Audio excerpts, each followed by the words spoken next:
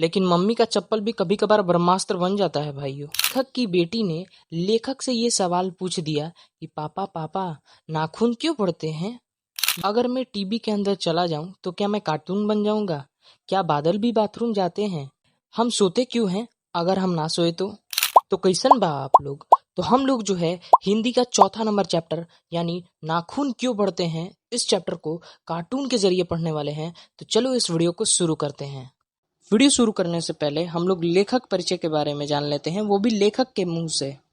नाखून क्यों बढ़ते हैं, इस पाठ को मैंने ही लिखा है। मेरा नाम हजारी प्रसाद त्रिवेदी है। मेरा जन्म 1907 में उत्तर प्रदेश के बलिया जिले में मेरा जन्म हुआ था।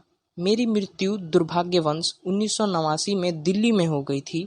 नाखून क्यों पड़ते हैं, यह एक ललित निबंध है, याद रखना। नाखून क्यों बढ़ते हैं ये मेरे द्वारा रचित मेरी ही ग्रंथावली से लिया गया है।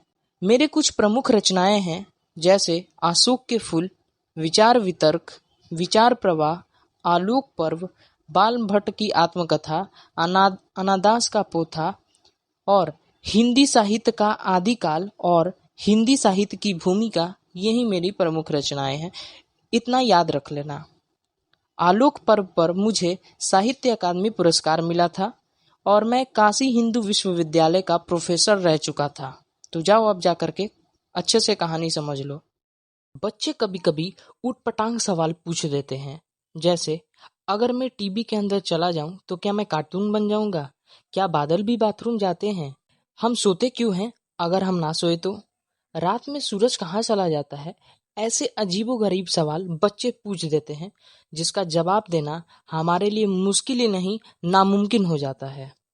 ऐसा ही हुआ जब एक दिन लेखक की बेटी ने लेखक से ये सवाल पूछ दिया कि पापा पापा नाखून क्यों पड़ते हैं? ये बात लेखक को भी पता नहीं थी। वो सोच में पड़ जाते हैं कि अब इसका जवाब क्या दें।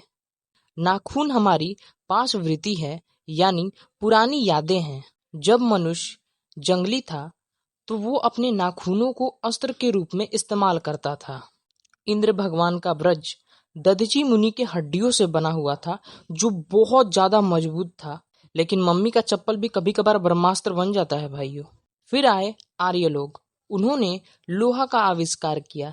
शायद उन्होंने लोहे का आविष्कार नेल कटर बनाने के लिए किया होगा। बहुत साल पहले भारत के लोग नाखूनों को सजाते थे, जैसे त्रिकोणाकार में, गोल या फिर चंद्राकार आकार में। गोंड देश के लोग बड़े बड़े नाखून रखना पसंद करते थे। शायद वो लोग अपने बड़े बड़े नाखूनों का इस्तेमाल रिमोट के बटन दबाने में करते होंगे। लेकिन पुरानी चीजों का मुंह हर एक जगह अच्छा नहीं होता। कालिदास ने भी कहा है कि सब पुराने अच्छे नहीं होते और सब नए खराब नहीं होते। अब अगर ये वीडियो पसंद आया होगा तो लाइक मारो यार। अगर तुम चैनल पर नए हो तो सब्सक्राइब कर दो यार। मुझे नहीं पता है, वो जो सफेद कलर का बटन दिख रहा है उस पर तुम नाक की तरह डसो या फिर उसे साफ कर दो, बस सब्सक्राइब हो जाना चाहिए।